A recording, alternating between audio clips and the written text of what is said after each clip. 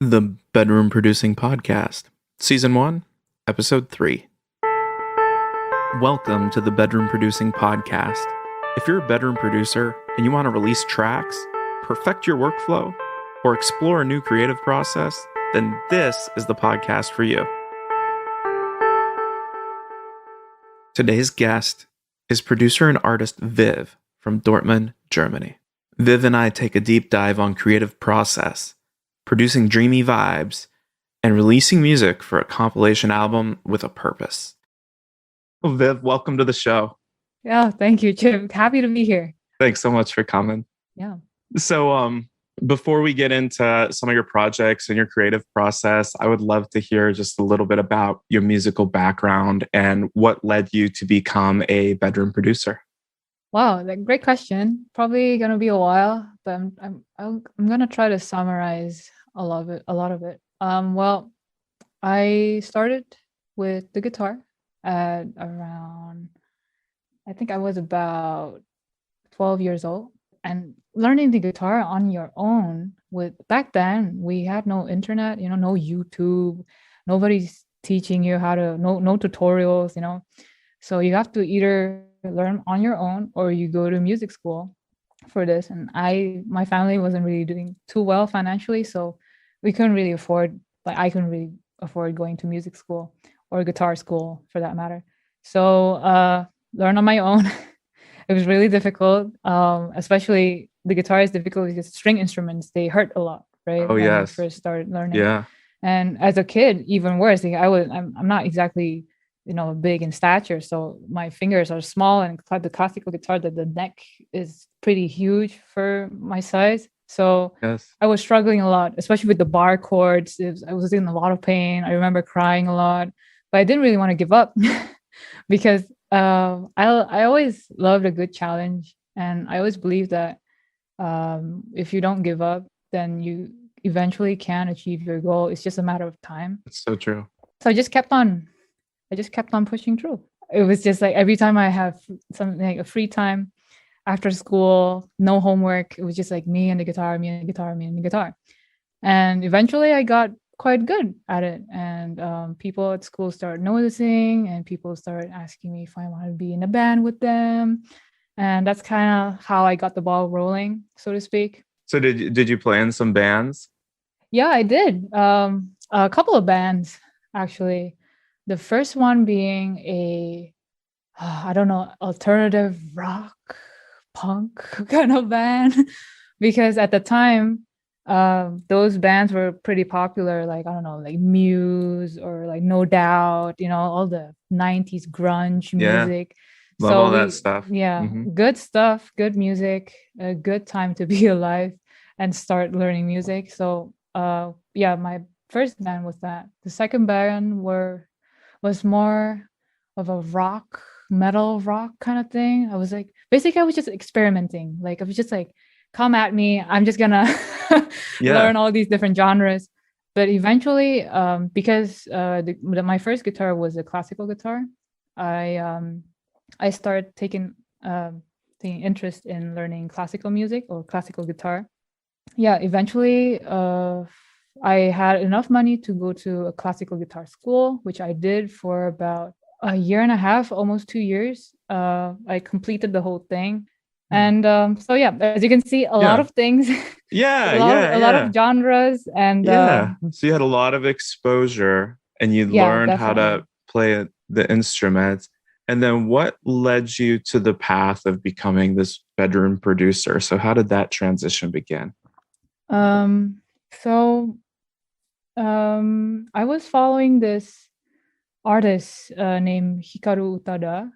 She is a Japanese American who debuted when she was like 14 or something, and her debut single is the best-selling single in Japan, like in history. So I knew of her already, like when she got famous, and then she made a couple of soundtracks for the game Kingdom Hearts. I don't know if you've heard of it. Yeah, I've heard of it. Pretty popular, and I was such a big gamer, like a vid gamer. Played every day. If it's not music or guitar, then I would be, just playing video games with my brothers. So I finished the game Kingdom Hearts, and I heard the soundtrack. I was like, who made this? It's so different, so unique, just so, I don't know. It kind of made me feel like, oh, it's so connected to the story. It fits so well to the ending of the game. And at that time, I was already very interested in game music. So I did my research and found out, oh, it's Hikaru Utada who made the song. And then I kind of followed her. She had a blog and she wrote almost every day about how she made everything on her own. So that song, she composed it, she produced it, she played the piano, she sang on it. And for me, that's very inspiring, that someone that young could achieve, like could make something so beautiful on her own. So it kind of made me realize that, oh, okay, so I can play music. Maybe I can start making my own stuff instead of like, if you stay a lot like a long time in the classical music world, you tend to feel like improvisation is frowned upon. It's kind of like the opposite of jazz music. If you're in jazz, Interesting. you're always pushed to like, oh, can you do a better solo than that guy? It's always Right. about improv. And that is something that I did at the end of I think the last year of music, classical guitar school. I did a lot of improv, and my teachers were not very fond of that. So then I kind of realized, oh, maybe I should not pursue this and try something else, like some other genres other than classical music, like jazz, for example. So I got into jazz right after that. And then at the same time, this whole interest in video game music and this artist, Hikaru Utada, just kind of like overlap. And just it was a no-brainer for me to jump into music production just because it really made sense for me at the time to figure out if I have the talent in that or if I enjoy doing that. So that's kind of how it started. Yeah, 100%. No, that's a great story. There's so much awesome soundtrack music out there. I have to go listen to that when I finish now because there's so many great video game artists and composers. I really love Nobuo. I don't know if I'm saying his name right. Yeah, Nobuo Uematsu from the Final Final Fantasy Fantasy ones. Yeah. series. Jesper Kidd is another one. I think he did Assassin's Creed. There's so much good music in video game soundtracks. It's such a really high bar too. It's really well done. Yeah. Okay, so you started off as classical music background, ended up getting into jazz, got inspired by some of the video game stuff, and decided, okay, I'm going to start learning to be a veteran producer. And then you studied with Point Blank, right? I studied with Point Blank a Okay. couple of years ago. But that's like, I don't know, I guess from the point that I decided I want to be a veteran producer, it took me around more than a decade to finally like decide, oh, maybe I should learn like in a more conventional way, like by going back to school. So I found out about the amazing programs at Point Blank and was just like, okay, let's just try it and see what happens. Because there's only so much you can learn on your own, actually. Like you can read a lot of books and watch so many different kinds of YouTube tutorials about producing, but there's always something you can learn from people who do it for a living, like teach music for a living. And that's kind of like the thing that I was looking for at Point Blank, I guess, that we would have this like one-on-one session and I could just like really privately like ask all these questions that have been bugging me and couldn't find it on the internet, Yeah, 100%. I couldn't agree more. I think that, having that mentorship and then also the community, right? Having that community around you, other people that are like-minded, I think those are really important things for any skill that you want to develop. Definitely. So you went to Point Blank, you studied there. They do have amazing classes. I've taken a few myself. And then you started releasing tracks. Can you tell me a little bit about your style of music? Like, how would you describe your style of music? Yeah. This is, I think, always a very difficult question to answer for every artist or producer, I think. But if I really think about it, because when you make music, you don't really think about, oh, I'm gonna make it like this. Sometimes you just like it flows out of you and it just becomes something. And then the more you produce, the more you make music or make songs, you start to realize, oh, there is something that's like a common denominator between all these songs that you produce, even though they have different genres, but there's still that essence of what you when you make it, that your touch basically. So before this like interview podcast, I asked a couple of my closest friends, like, how would you describe my music? And I have to agree with them. So I think my music is pretty unique because it makes people feel like they're floating. Like there's actually one song that the working title is called Sway, because when I was making it, I wanted to feel like I'm swaying with the trees, because most of my Yeah. music is very Yeah. nature inspired. I combine like nature sounds or nature inspired sounds with space sounds, because they have they have something in common, like where because you feel like you're dreaming, you're floating. I think trees swaying is also a little bit like that. Yeah. And another thing is, this is something I realized recently, because I'm now producing for a couple of artists. Like I'm producing an album, and the demos that I would get would be a very raw piano or just guitar and vocal. But after I like, they sent it over to me, and I make the whole arrangement and production. It always ends up sounding very beautiful and elegant in a way. There's this touch of like dreaminess and elegance to it, but still very minimalistic. And that is something I didn't realize before. And I don't know, I guess that's just how I do music. When it comes to like layers, I don't really put a lot of effort in like adding more, because I believe that less is more. So most of the songs that I make, they're very minimalistic. Yeah, I think there's a lot of beauty in that. Actually, I like that about your tracks, because there is a minimalism to it, but it draws you in. And one of the things that I really like about your music is that I think you set the mood very well. There's definitely a feeling when you listen to your music. I was actually talking to my fiance, and I was playing some of your music last night, and she said, "Oh, it's very sensual." And I said, "Well, yes, it is." Oh wow, sensual. Okay. Yeah. Yeah. Yeah. I can see that. I think what you said just now, I realized something else. The mood is there because whenever I make something, I just focus on that feeling first, like what I'm feeling on that day. Or it's never about like a concept. Okay, today I'm gonna make something jazzy with a BPM like this. There's never. It's like when you go to music school, when they give you a brief, it's like 5 minutes long BPM like this. It's never like that for me. That's why I struggled a lot when I first started like the whole point blank thing, because like what is this? This is this orthodox way of making music, like a factory, because I was always used to just like, oh, most of my melodies, by the way, they come to me in my dreams. And that's why it probably sounds dreamy.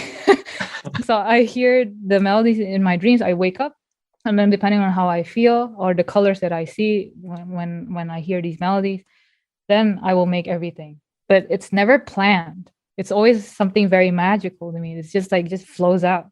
And then it flows out instantly. And it's never just like an 8-bar loop. It's always like already a complete composition. I just need to finish it, and then it's done. That's fantastic. Yeah. Tell me a little bit about what do you think makes a good melody? Because you have some really compelling melodies in your work. Wow.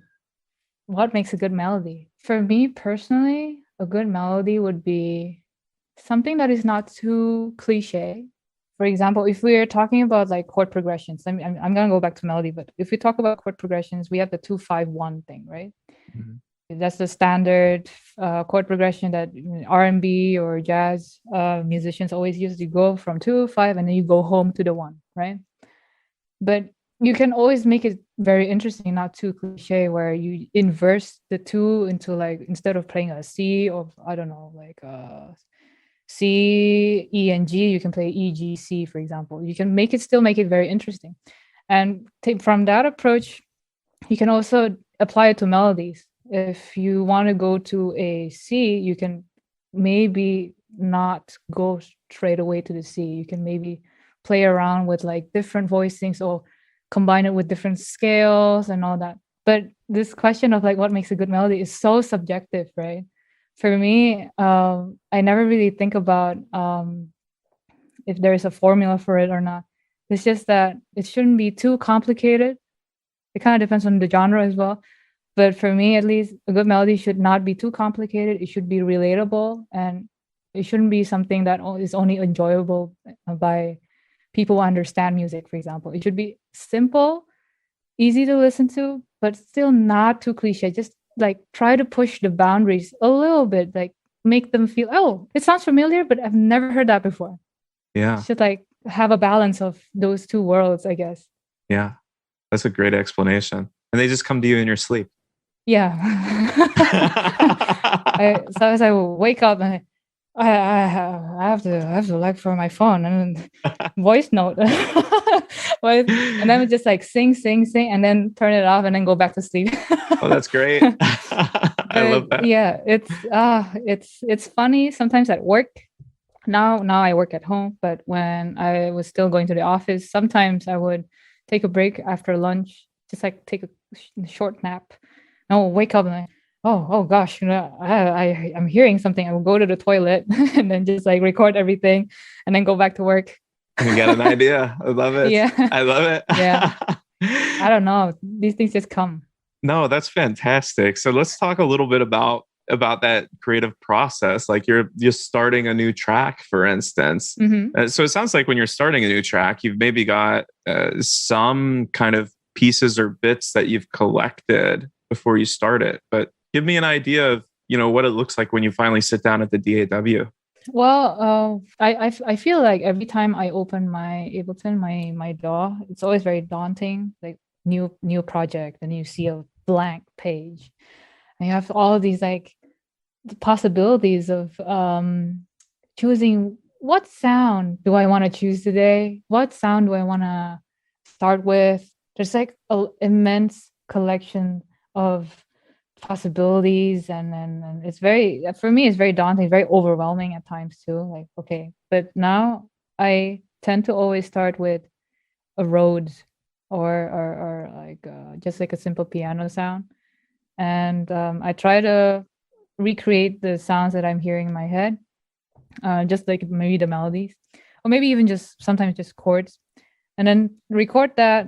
Don't think too much, don't overanalyze, and after that, it's just everything usually goes very fast. So once I already have the chord progression or the melody down, I would move over to like, I don't know, usually melodies with guitar, because guitar is my main instrument.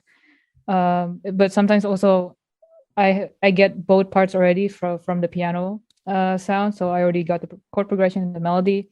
And then just for me, sound design is much more important than having like really complex melodies, because to set an atmosphere and ambiance of the sound of the track, you need to have an idea of what you want to achieve in terms of sound design. So yeah, I put actually a lot of emphasis in sound design. Like, okay, if I want to make the listeners think that they're underwater, what should I put there? What kind of like Foley's or effects do I use, for example? So these are probably the things that I spend most of my time with when it comes to starting a new project. Yeah. Make the chord, make the melodies, set the ambiance using sound design, and then adding beats, because, well, in what I do right now, basically they contain a lot of beats, but a lot of drums. Yeah. Make that fitting or interesting. But that's it. Actually, it's actually quite straightforward, quite simple. Yeah. Would you describe a lot of your music as down tempo? Some of it, yeah. But to be fair, I'm really bad with genres. If probably people would notice this when they look at what I already released, my discography. The genre is very like mixed. It's not really clear what it is. Like a little bit of jazz, a little bit of electronica, a little bit of a lot of things. And genre is imperfect as well, right? Yeah, exactly. Especially nowadays where you get a lot of your influences like from everywhere. You have Spotify, you can hear everything at once, you know. So just because also of my background, I have classical music, I have jazz, I have R&B, I have like all these like different genres as my influence since I was very young. So it really reflects on how I approach music, which you can say I don't really care about genre, which for me I think is a great thing, but is a really difficult thing to accept once you get into like the whole music business thing, where people try to put you in boxes. Otherwise, they don't know how to promote you. Right. You know, you've had some success recently by being kind of incorporated into a playlist, right? And so that's something that I suppose matters if you're a music curator, right? But I agree. It's hard for me to categorize your music. I can't just put it into one genre. But I do think that, you know, there's, like you said earlier, there's a certain sense of dreaminess to your music. You know, if I was going to try to ballpark it for somebody that's never heard the sound, you know, it's very laid back. It's something you can put on while you're at the office working. You know, it's very relaxing music, a lot of it. I do want to touch a little bit more about, you said you like to create dreamy sounds. You like to create natural sounds and spacey sounds.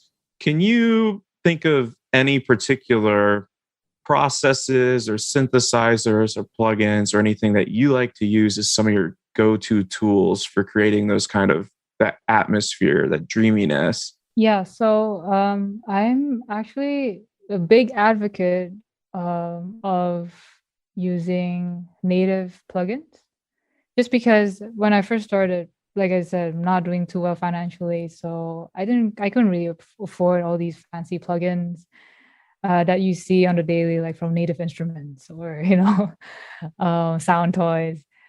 So I really believe, and I still believe that you can make great music without fancy gear or fancy sounds or fancy samples. So for dreaminess, it's really quite obvious in how to do it. So Ableton 11 has this new reverb called hybrid reverb. And it's very similar to the Valhalla DSP reverbs. It has a collection of real places, like early reflections, everything that you need in a reverb.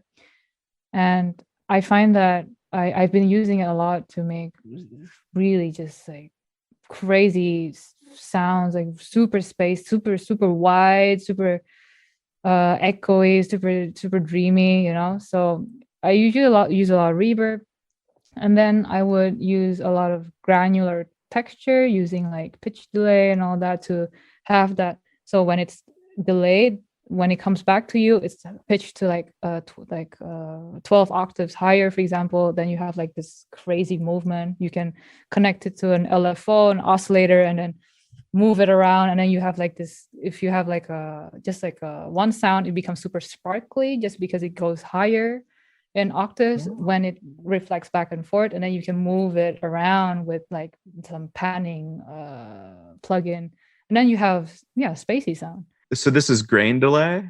Is that what you're using? Yeah, grain delay. Yeah. That's the one. Yeah, I need to play with that more. Yeah, that's so great. in grain delay, you can use it as a pitch delay where you set the amount of pitch that it needs to change to the sound that is being reflected. And you can connect that to an oscillator, so the pitch changes with time. It's just a lot of fun, just something that I like about spacey sounds or dreamy sounds. It's chaotic, it's out of your control. It's like you just connect everything and it's automatic, and that's why it sounds spacey, because I think we as humans think of space is something very random and wide and like magical. So I think that has something to do with that, something that is out of your control, something that is chaotic and random. And Ableton, I'm a big fan of Ableton. Ableton changed my life, the way I produce, because before this I was using other DAWs, But I find that with Ableton, it's just so perfect to make these kind of sounds because they basically cater to electronic musicians where they want people to break everything and make something out of it.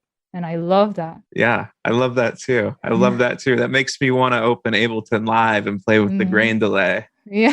Yeah. Um, as far as orchestration goes, you often have like a nice subtle bass. You work with strings a lot. You work with guitars a lot. You mentioned the Rhodes piano. Are these the Yeah. kind of instruments that you like to play with those granular sounds with? Yeah. So the string sounds that I use, not that maybe I've released some of them, but lately I've been using a lot of string sounds. That's true. I think it's part of my signature sound, just because uh I listen to a lot of classical music and also video game music from Nobuo Uematsu, for example. I played all the Final Fantasy games, by the way. So I'm also a huge fan of Nobuo Uematsu. I've played Uh, many of them in my yeah, time as okay. well. So we Great. have that nerd thing in common. Yeah, yeah, yeah, yeah. I mean, they're missing out. Those who haven't played the Final Fantasy games, you are missing out Yeah, big obviously. time. Obviously. But yeah, the music was, oh my God, was a big part of my childhood was his music in those games.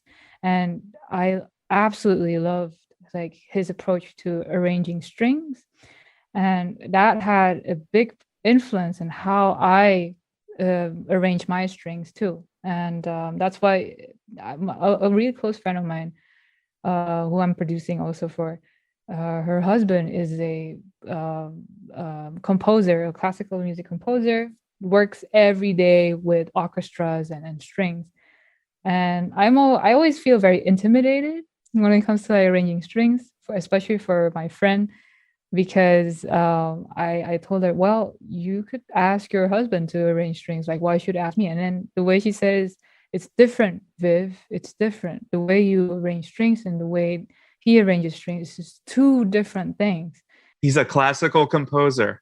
He's a classical composer. Yeah. So in this album that I'm producing for her, there's one song that it's going to be two versions. So me with my strings and well her husband's with his string arrangements. So it'll be just the same song but arranged by two people, but they are based with like they're orchestra based Cool. because Yeah. the interpretation is so different that you can't say one is better than the other. So that's why we decided to just put both of them in the album. Wow. Awesome. Yeah. I can't wait to So hear that. yeah. Do you have a name for this project? We haven't decided yet on the album title, Okay. but In progress. it's in progress. I have a deadline for the album. It needs to be done before June. Okay. I'm almost done with it. The problem is I'm also the mixing and mastering engineer for the album, so the production side is almost done, but I still have a lot of work left to Yes. do for the whole mixing and mastering thing. But yeah, hopefully it'll come out before the end of July. Awesome. Hopefully. Yeah. Awesome. Well, we can't wait to hear it. Yeah. Yeah. Let's talk about mixing and mastering a little bit, if that's okay with Sure. you. Sure. Yeah. So you have this creative side, this producer side, and then you have mixing and mastering. What's your mixing and mastering environment look like as a home producer? Well, I still don't have any analog gear for example, compressors, analog compressors or analog EQs. So most of the setup is like using plugins from companies like Waves or Slate Digital or just any, music software company out there. Yeah, when it comes to the workflow, it's pretty standard. I don't think there would be much of a difference even if I had analog gear. I think my workflow would still be the same. Do you mix on monitors or do you mix on headphones or you do both? I You go back I and do forth. both. I do You do both. both. This was a very controversial topic at point blank, even because I took the whole like full complete program. So there was a mixing class there.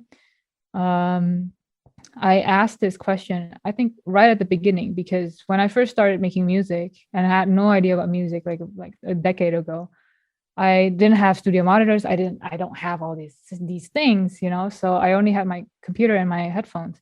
So I asked my professor there, saying, "Hey, do you think it's possible to mix just with headphones? Because I've been doing it for quite a while, and I have to say it's not that bad actually." And then he said, actually, back then, I would say I would when you asked me this like 20 years ago, I would say, no, are you kidding me? Of course you can't. But now, just because of how advanced we have now, the headphones that we have, the quality that they're manufacturing these, and it's definitely possible to mix with headphones. And I completely agree. I completely agree that you can solely use your headphones to mix.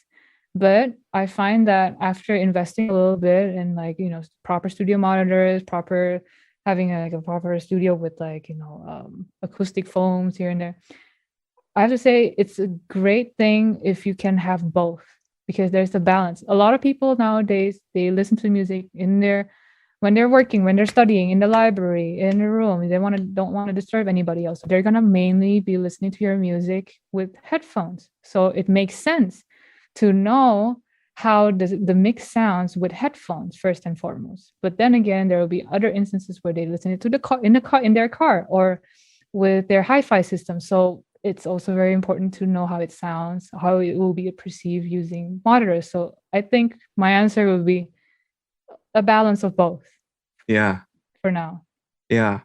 Do you have any recommendations for acoustic treatment for your room? Are there any specific brands or anything that you like to use?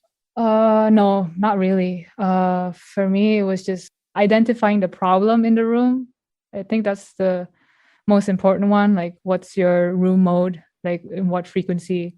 My room mode, for example, I found out it's like 129 hertz. So, and where is that exactly? If it's like 129, that means like it's in the corners or in the middle of the wall. So after you identify the problem, then invest a little bit in bass traps and just like common things. But I don't really have a specific recommendation for brands or anything. Yeah. For the gearheads out there, what kind of monitors and headphones are you working with? So right now I'm using a Audio-Technica ATH-M50X. That's pretty standard, I think, nowadays. And my monitors are from JBL LSR Mark II, I think. Yeah. So I'd like to talk with you a little bit about just some of the challenges that you might face as a bedroom producer. What do you think are some of the challenges that you face? Good question. The first thing that comes to mind, I think the biggest challenge for me, at least personally, was my self-doubt. Because when you're a bedroom producer, you're on your own all the time. The music making process is a very solitary one where you just focus on yourself and you're not even sure, does this sound good to like other people or is it just myself? And so I had to like really change my mindset of how I see music production just because I kept on doubting myself. I had like the reason why I made music in the first place, I really wanted to like release music is because growing up, I had a lot of issues with anxiety and insomnia. And I started making music that would help me fall asleep, lots of like lullabies and all that. So that's why one of the first tracks that I put out called Je ne peux dire, something that I've written when I was 15. It was basically a very repeating piano pattern that would kind of serenade you to sleep. Yeah, I made all these lullabies and I had them all in my hard drive for years. I never really had the courage to put it out just because I doubt that anybody would enjoy this. But the coronavirus pandemic happened and I realized maybe if I release this now, it could help other people too, because it really definitely helped me in the past. So I had to finally come to terms with like, you know what? Let's just not doubt yourself anymore, because nothing good will ever come out of it. And just like just have a little bit of courage and a little bit of confidence. I have gone through so much, and just like put it out there into the world for the world to hear. And yeah, I guess the rest is history. I mean, like now I'm so grateful. Like it's doing really well. So I say that my biggest challenge for me personally is just me doubting myself. Well, I'm glad that you overcame that challenge and started releasing music, Bev. Yeah, So thank you so don't much. stop, and don't doubt yourself, because you're on a great path. Yeah, thank you. So what about the challenge of being an artist and balancing that with work? How do you deal with that? How do you make the time in your life to do this with everything else? Wow, yeah, this is a hard one, but it's such a good question, because when I first started last year, I started in a very chaotic time where we were not sure if we could even keep our jobs, right? So out of that, I just had this mindset of, you know what, if we're gonna lose our jobs, might as well do the things that we love, and that's why I started putting out music. But then I didn't like. Thankfully, I didn't lose my job, my day job. So and then I had to figure out how to do this. Like, oh, artist, okay, you make music, you spend a little bit of time, and then I didn't know that after you finish music and then you release it, you still have to promote it, and that takes a lot of time, a lot of learning how the business works, a lot of communicating with people in the community and curators and whatnot, and that takes up like most of my weekend. And at the beginning, it was just work and artist life. There's no life, social life for me. But thankfully, as time went by, now that everything is like kind of settled in, like, oh, people already know me, you know, like I don't need to like beg labels to like listen to my music, for example. They know me. Okay, yeah, we've seen your work, you know, I will make time for you. So now it gets a little bit easier. I don't really spend a lot of time in this like promoting cycle or like music business thing. It's more about just me having a 9 to 5 job like usual, have a little bit of time on the weekend, and then the rest of it was is just music for like completely. So That's I awesome. think weekends are very important for me, because that's the only time I could have social, like my really personal life stuff. But at the same time, if nothing big is happening right now, like we are in lockdown in Germany right now, so we can't really go out or anything. So my social life is not really, it's practically non-existent. But I still make time to talk to my friends, talk to my partner, and yeah, talk to other artists. It doesn't have to always be about music, right? So it's always trying to make time to not always think about music as like, oh, I have to do this, otherwise, you know, I have to release something. It's really easy to get into that mindset, I find. But now I realize like you have to sometimes take it easy, and then just take a step back and just like evaluate if this is what you want, like the balance that you want. So yeah, Love that. uh right now I have a good balance, but it was a really long journey to Yeah. finally realize that, okay, this balance works. But it's all about trial and error. Everybody has a different balance. Yeah. So it sounds like you work pretty regular work hours, so you can kind of bookend that with music if you want to, and then maybe get some block time on the weekends as well, pretty consistently. Yeah, Yeah. exactly. Yeah. Yeah. After work at night, sometimes I finish my music work stuff. And on the weekend, when I'm productive during the week, also for music, then on the weekend I was just like no music, just focus on like chilling, watching like Netflix or grabbing a drink somewhere. Yeah. Yeah.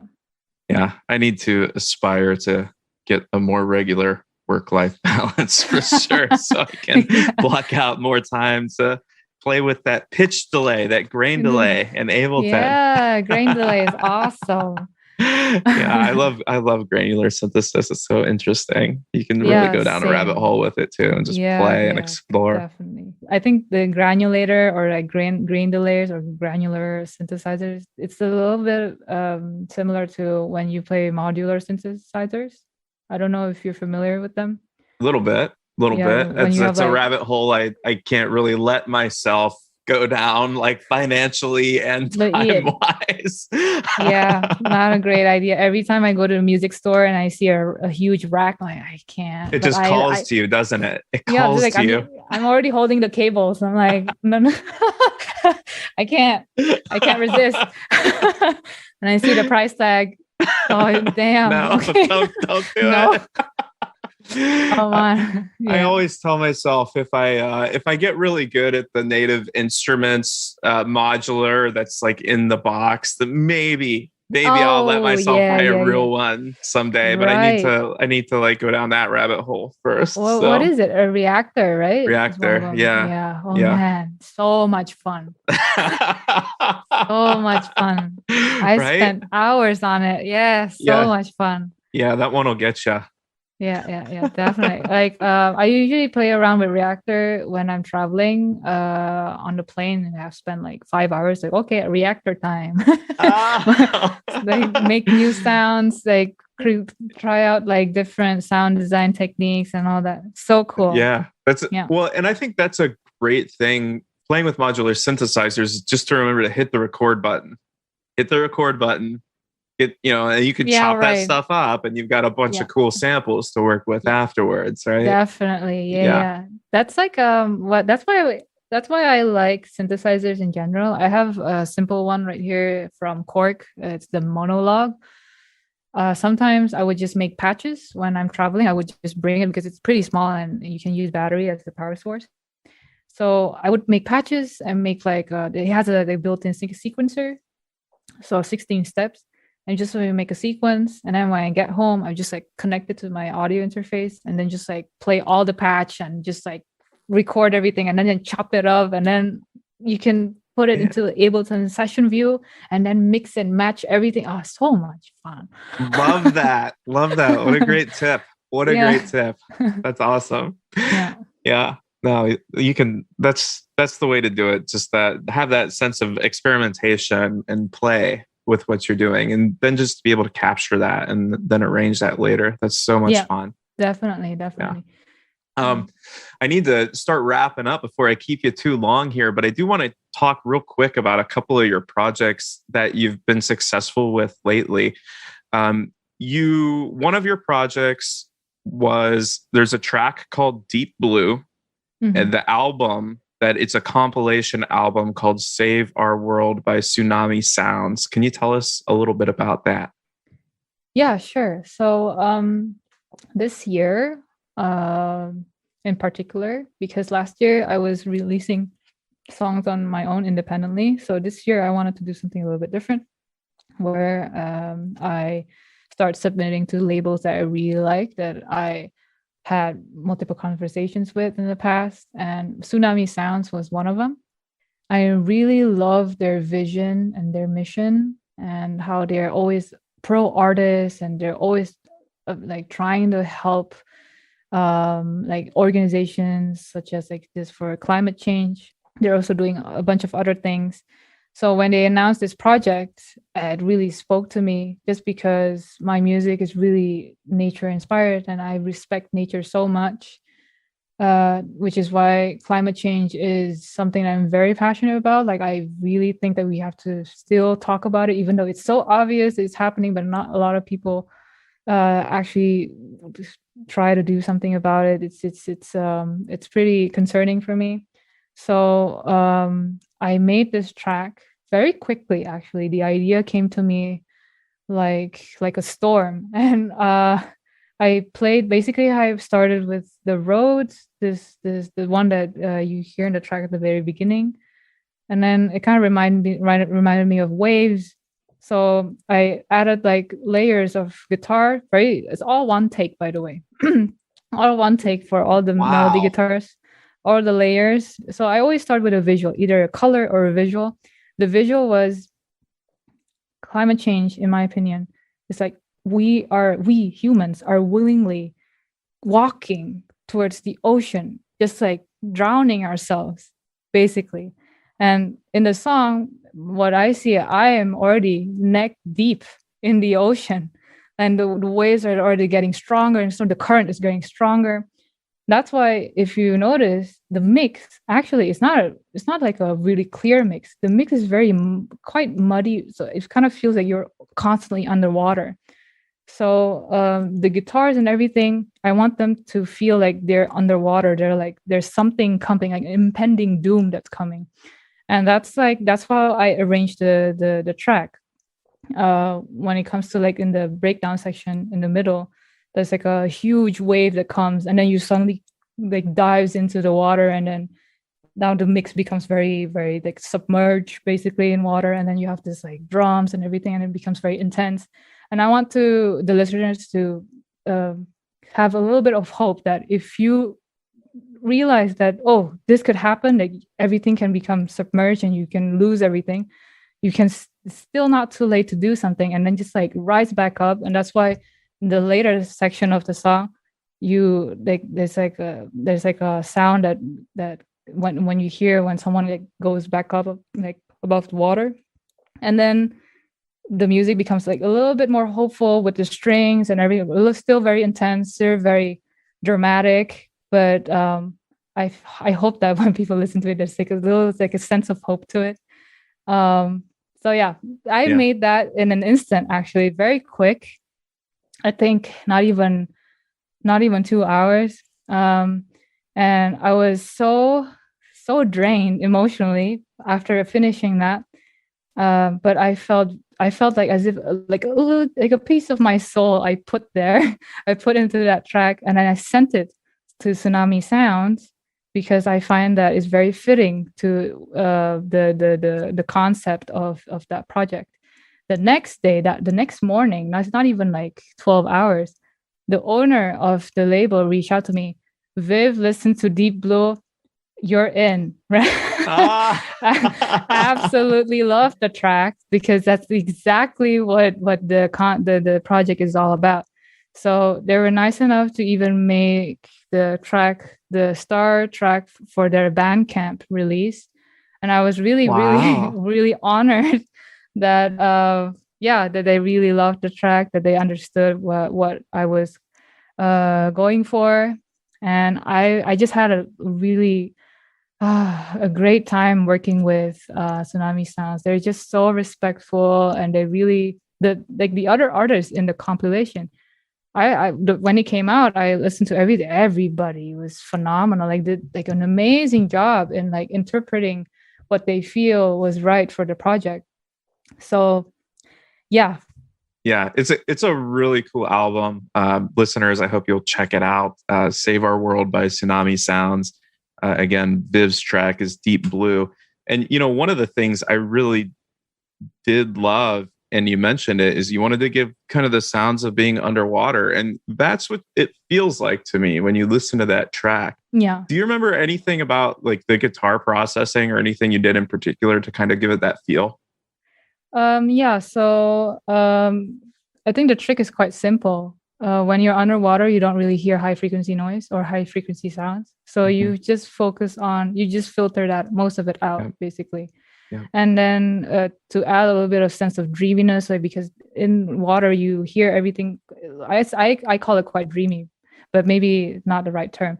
So in order to achieve that submerged underwater sound, I added a chorus that I got from Arturia, I think, a free one. It's based from the Juno series, the synthesizer. So I put a tiny bit of chorus, a tiny bit of like appropriate reverb and delay to add space and depth. But yeah, that's basically it. Just like filter out the high frequencies and try to focus on the mid frequencies of the body of the sound. Fantastic. And then, voila. Yeah. Yeah. Fantastic tips. Yeah. One other project I want to ask you about real quick before I let you go. Mm-hmm. You had a release recently called T Rose. Can you tell me about that one? So, funny thing, T Rose and Deep Blue, they're made on the same day. Really? Yeah. Wow. So That's impressive, Viv. yeah, they're I'm made jealous thinking about how long it takes me to write a song.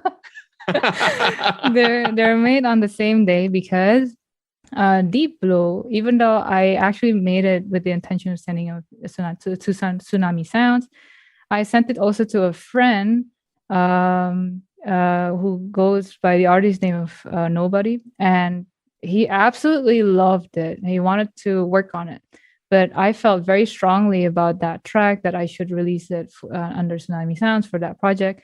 That I said, you know what, I really appreciate. I really, I'm so grateful that you also like the like Deep Blue, like the song, because I absolutely love Deep Blue.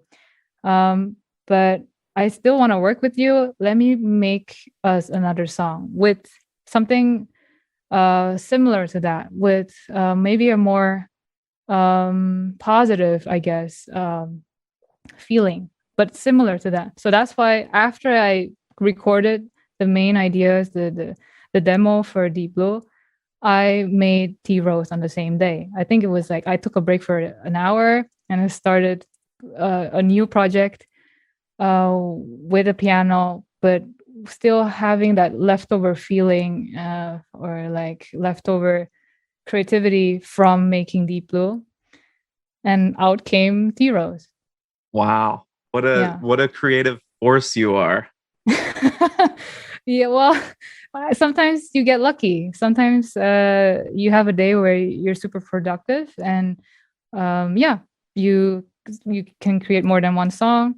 But yeah, it's all about luck for me, which is not good because sometimes your luck runs out and you have like these days where you don't hear anything, you don't create anything. But luckily till now, at least I still have ideas and I still can create at least like once a week. So yeah. And I think that's wonderful, because what's an important takeaway from that is that you knew that you were in that kind of flow state on that day. You were in a creative zone, right? Yeah. And instead of just letting it go, you decided to capture it. Yeah. And you got this whole other track out of it, basically. So I think that's the important takeaway from it is, hey, when you're on a roll, don't forget to hit record. Don't forget to organize and keep your work, right? Yeah, definitely. And develop it. Yeah, definitely. Yeah. All right. Just one or two more quick questions. I'll let you go, Sure. Viv. So for folks out there that maybe kind of start a track, but then they get kind of stuck in a rut, what do you like to do to break out when you're stuck? Sounds like this is not much of a problem for you. So maybe it's a bad question, but I'd like to hear what your thoughts are. But I know this is a common problem because I see it all the time in YouTube videos, how to break that 8-bar loop, right? Yeah. Yes, you're right. I don't really have this problem just because of how I approach music or music making and composition is a little bit different. You know, like I said, I already have like a vision for it. But there have been moments where I only have a tiny vision and I don't know how to make the intro. I don't know how to continue. But I think I owe all of it to Ableton again, just because Ableton has two views. One is the arrangement view. The other one is session view. In the arrangement view, I find that you can easily get stuck in this 8-bar loop mentality. But whenever that happens, I usually just go over to session view, take that loop, put in one of the clips, record another clip different. Don't overthink too much. Just create anything different. It doesn't have to be in the same instrument rack. It could be a beat, a different pattern, beat pattern, something different. Whatever. Keep creating new clips. And then at the end, mix and match everything and see if there's something. If you hear anything, oh, that's interesting. I didn't know you can connect these two. Record that. If that's what you like, great. If you don't like it, you can chop it up. You can put it in a simpler. And if you have a push controller, you can do this easily. If you don't, you can just like use your MIDI controller, your computer keyboard. Use a simpler, chop it up, see if you hear anything interesting, if something that you like. record that, and then you can, rinse and repeat basically. That's an awesome tip. So Yeah. for someone who doesn't get stuck, that's a pro tip right there. Then, yeah. I mean, like, you always need to.